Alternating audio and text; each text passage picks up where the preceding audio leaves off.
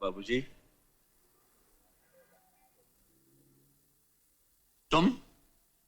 तुम्हें यहां आने की हिम्मत कैसे हुई? गुस्सा मत कीजिए बाबूजी। मैं ये कहने आया हूं कि कल जो कुछ भी हुआ वो नाटक था, और वो नाटक मैंने इसलिए किया कि मैं इस दुनिया में चंद दिनों का मेहमान हूं। मुझे मुझे ब्लड कैंसर है। ये तुम क्या कह रहे हो? तुम्हें ब्लड कैंसर है? मैंने तुम्हें कितना गलत समझा। मुझे माफ करना बेटे। ऐसा ना कहिए बाबूजी। नमस्कार। क्या समझे? नहीं समझे? फिर से लो। नमस्कार। बेटे, तुम बाहर के रूम में बैठो, मैं तुमसे बाद में बात करता हूं। तुम यहां क्यों आए हो? निकल जाओ यहां से। ये तुम्हारे बाप की जगह नहीं है जो मुझे रोक रहे हो। रेखा का बाप अभी जिंदा है और तुम्हारी बेटी का डेथ सर्टिफिकेट मैंने बहुत संभाल के रखा है। क्या समझे? नहीं समझे? आखिर तुम चाहते क्या हो? इतनी उम्र हो गई लेकिन मासूमियत वही है। याद नहीं, 5 दिन ज्यादा हो गए हैं तुम्हारी मंथली इंस्टॉलमेंट नहीं आई। कारोबार में बहुत घाटा हुआ है। कंपनी बिल्कुल दिवालिया होने के करीब है और तुम लाखों रुपया ले चुके हो। और तुम करोड़ों उड़ा चुके हो। मैं झूठ नहीं बोल रहा हूं। मेरे पास बिल्कुल पैसा नहीं। मुझे तुम पर पूरा भरोसा है। एक भाई दूसरे भाई से झूठ थोड़ी बोलेगा। देखो, ऐसा करो, तुम अपनी कोठी बेच दो, जो मिलेगा दोनों भाई आपस में बांट लेंगे। क्या समझे? नहीं समझे? कोठी बेचकर मैं रहने के लिए कहां जाऊंगा? जो पहले रहते थे। ऐसा हरगिज नहीं हो सकता। तुम्हें देने के लिए अब मेरे पास कुछ भी नहीं रहा। लेकिन एक बात कान खोलकर सुन लो, अगर 7 दिन के अंदर अंदर मुझे पैसे नहीं मिला तो एयर कंडीशन ऑफिस नहीं होगा, जेल की कोठरी होगी। क्या समझे?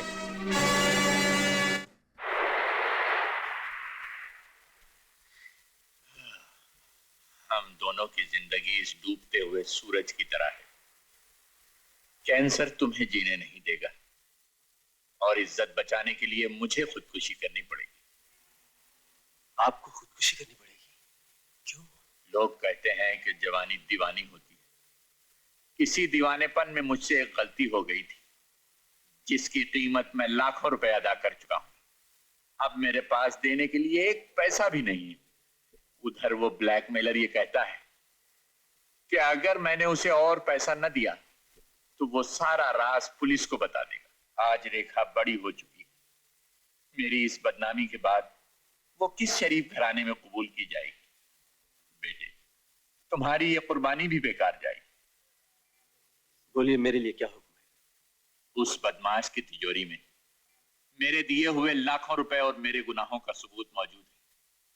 अगर तुम उसे बेहोश करके मेरे रुपए और वो सबूत ला दो तो मैं जिंदगी भर तुम्हारा एहसानमंद रहूंगा। लेकिन ये चोरी है बाबूजी। बेटे, ये चोरी नहीं, एक नेक काम है। तुम एक हकदार को उसका हक दिला रहे हो। नहीं बाबूजी, वो अजीत बहुत पहले मर चुका जो तिजोरियां तोड़ा करता था। मैंने भगवान के सामने अपनी माँ की कसम खाई है, मैं चोरी नहीं करूंगा। माँ की कसम का तो तुम्हें इतना ख्याल है, लेकिन कभी माँ के बारे में तुमने ये भी सोचा है कि तुम्हारे बाद उसका क्या होगा? और फिर तुम्हारा एक छोटा भाई भी और एक तुम्हारी जवान बहन भी।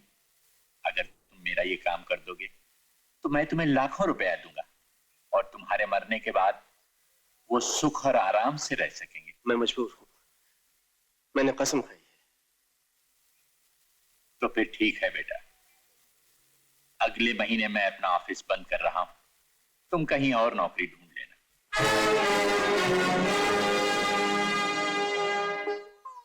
क्यों माँ? इससे भी बता कर दुखी कर दिया? अरे कोई लड़कों का आकार पड़ गया है कि एक ने दहेज में 20,000 मांगे तो क्या दूसरा नहीं मिलेगा? माँ, गॉड इज ग्रेट। देखना मेरी बहन को इससे भी अच्छा लड़का मिलेगा। जो भी लड़का मिलेगा, दहेज तो मांगेगा ही। माँ, तुम इतना मायूस क्यों होती हो? नहीं रे, मैं मायूस नहीं होती। भगवान मेरे अजीत को सलामत रखे। करेगा वो अपनी बहन की शादी धूमधाम से।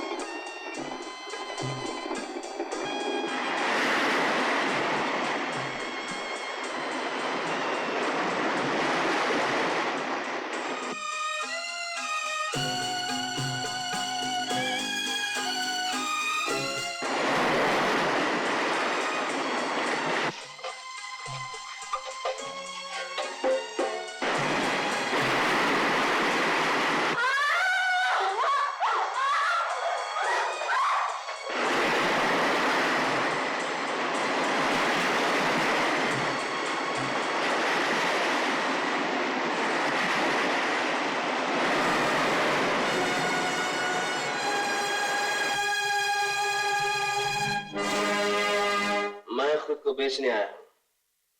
मेरी माँ, बहन, भाई के गुजारे के लिए मुझे 1 लाख रुपए की जरूरत है। बस जो तुम कहोगे, जैसा तुम चाहोगे वैसा ही होगा। तो चलिए मुझे वो जगह दिखा दीजिए। आओ।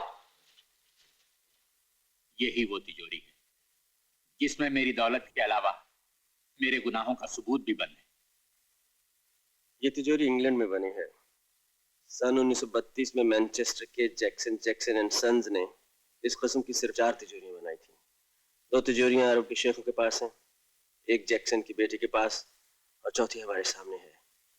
इस तिजोरी को दुनिया में सिर्फ 3 ही आदमी खोल सकते हैं। सिर्फ 3 आदमी? जी हाँ, एक मिस्टर जैक्सन, दूसरा तिजोरी का मालिक और तीसरा मैं। Thanks God. वो देखो, उसका नौकर जा रहा है।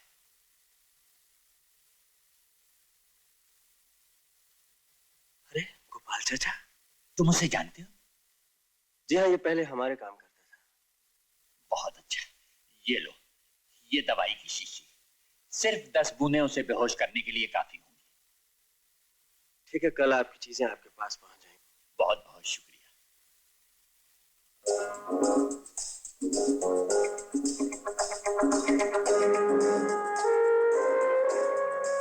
भगवान, एक तरफ तुम हो जिसने ये दुनिया बनाई है, दूसरी तरफ वो है जिसने मुझे जन्म दिया है।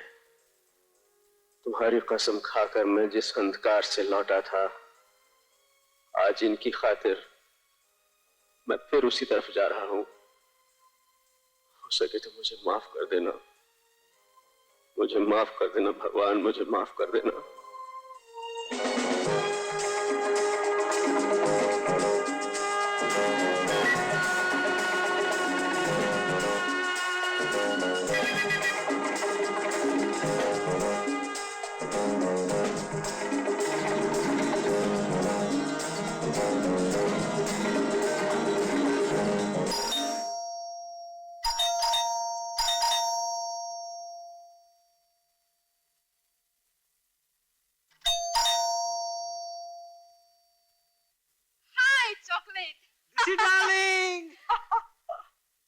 डार्लिंग, अब मैं दिल्ली से आ रही हूँ।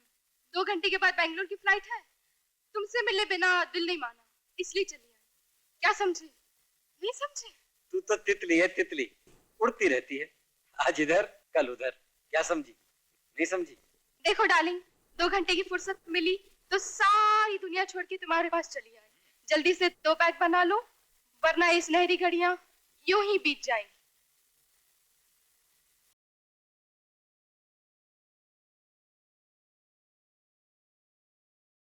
तू है ना, तू मेरे को प्यार नहीं करती।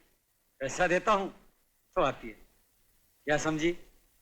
नहीं समझी? ये बात नहीं डार्लिंग, मुझे जरूरत होती है तो तुमसे पैसे लेती हूँ, वरना तू क्या चीज है? क्या समझे? नहीं समझे?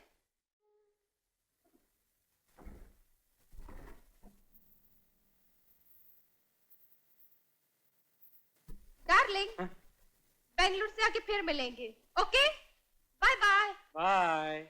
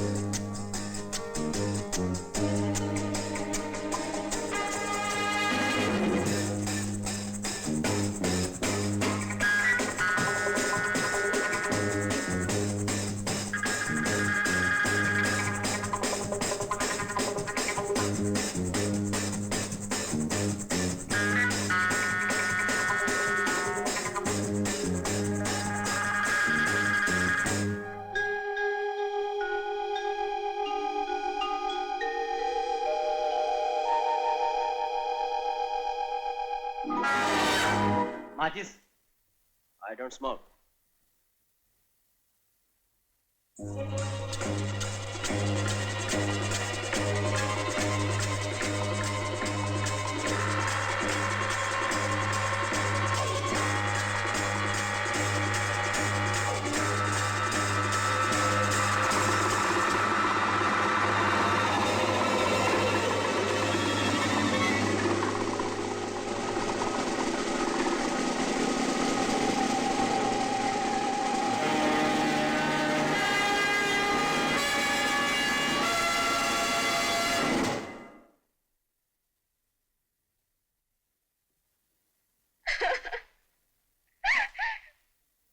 तुम आ गए।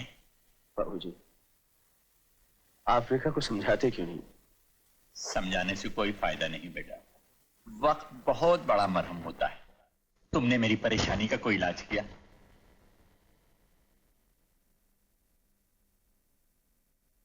मैं तुम्हारा ये एहसान जिंदगी भर नहीं भूल सकता। तुम जितना चाहो उसमें से ले लो।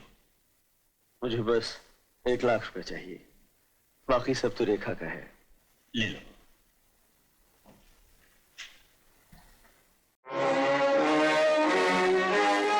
डॉक्टर साहब, यही है वो जिसे कल रात मैंने करमचंद के फ्लैट से निकलते हुए देखा और माचिस मांगी। इसके अलावा और कोई कातिल नहीं हो सकता। कातिल? मैंने किसी का खून नहीं किया। इसका फैसला अदालत करेगी। चलो। नहीं, मेरे बेटे ने हर बुरे काम छोड़ दिए। जिस तिजोरी को तोड़ के इसने चोरी की है, उस तिजोरी को इसके अलावा और कोई नहीं तोड़ सकता। पूछो इससे, इतनी रात गई है, वहां क्या कर रहा था? ये कहीं नहीं गया था, यही था। बोल बेटे, बोलता क्यों? अरे ये चोर और कातिल क्या बोलेगा? नहीं बेटे, तो खामोश क्यों है? मेरा दम घुट रहा है। कह दे इनसे, तूने खून नहीं किया, तू नहीं गया था। बोल बेटे। माँ, मैं वहां गया था। मैंने उसे बेहोश किया था माँ, उसका खून नहीं किया।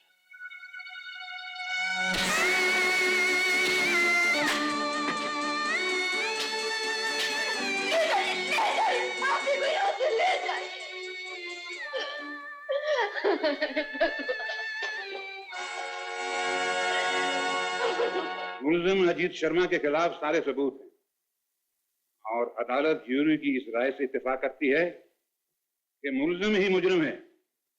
किसी ने मकतूल करम सिंह को इंतहाई बेरहमाना तरीके से मौत के घाट उतारा है, इसलिए अदालत मुजरिम अजीत शर्मा को सजाए मौत देती।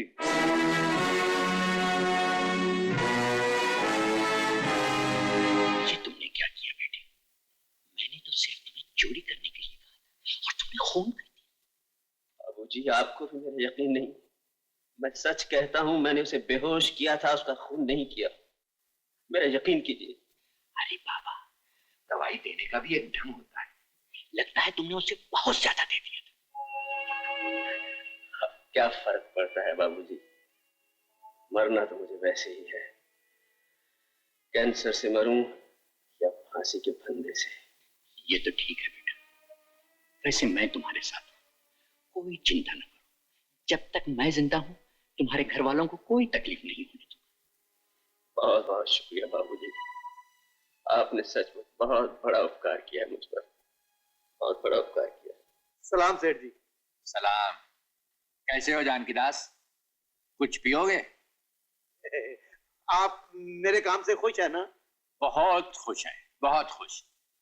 ये लो तुम्हारा इनाम। बहुत मेहरबानी।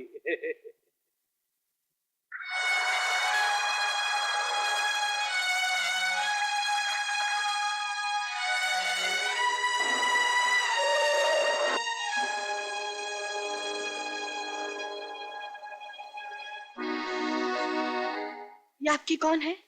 ये मेरी पत्नी है, मगर क्यों? पत्नी? जी हाँ। तो तुमने झूठ क्यों बोला था?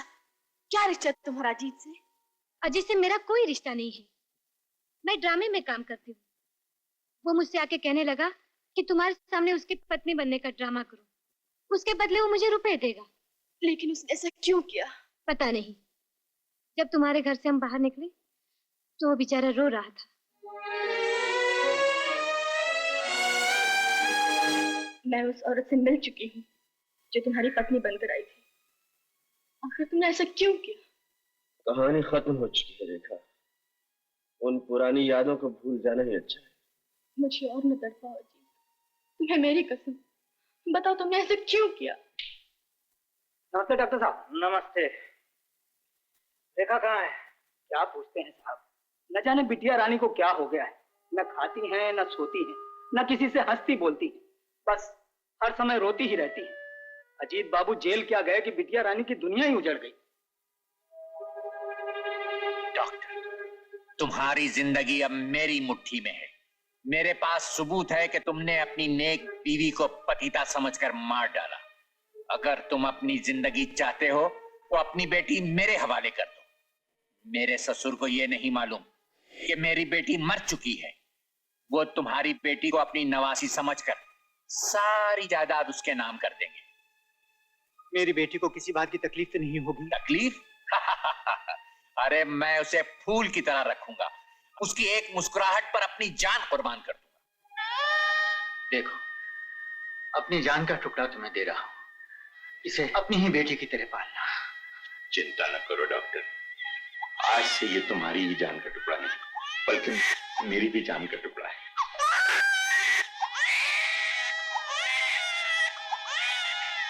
डॉक्टर साहब, चाय पी लीजिए ना, ठंडी हो जाएगी।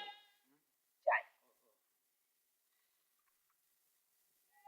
मैं चंद महीनों का मेहमान था रेखा, क्योंकि बताओ मैं क्या करता। अजीत, इतना याद रखना, जिस दिन तुम्हें फांसी लगेगी उस दिन एक नहीं 2 चिताएं जलेगी। देवी जी, मुलाकात का टाइम खत्म हो गया।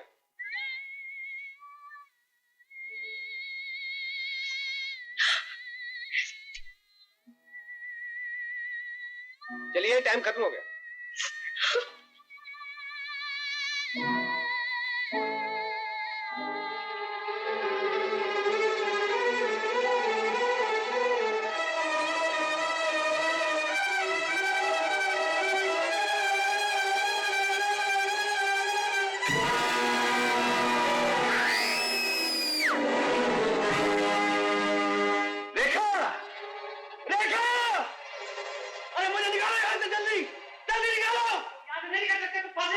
अगर मुझे बाहर